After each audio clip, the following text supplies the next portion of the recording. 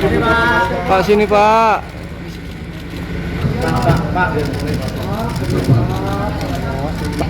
Pak. Peran 8 tersangka baru kasus pemberian kredit PT Sritex, rugikan negara 1,08 triliun rupiah. Kejaksaan Agung, Kejagung, menetapkan 8 tersangka baru dalam kasus pemberian kredit kepada PT Sri Rejeki Isman, Sritex, Tbk dari sejumlah bank daerah dan pemerintah. Pada hari ini penyidik berkesimpulan menetapkan 8 orang tersangka, kata Direktur Penyidikan pada Jaksa Agung Muda Tindak Pidana Khusus, Jampitsus, Kejagung, Nur Cahyo Jungkung Madyo saat konferensi pers di Gedung Bundar Kejagung, Jakarta, Senin, 21 Juli 2025. Salah satu tersangka tersebut adalah mantan Direktur Keuangan PT Sritex, Alan Moran Saverino, AMS. Menurut Nur Cahyo, akibat pemberian kredit kepada PT Sritex tersebut negara mengalami kerugian mencapai 1,08 triliun rupiah.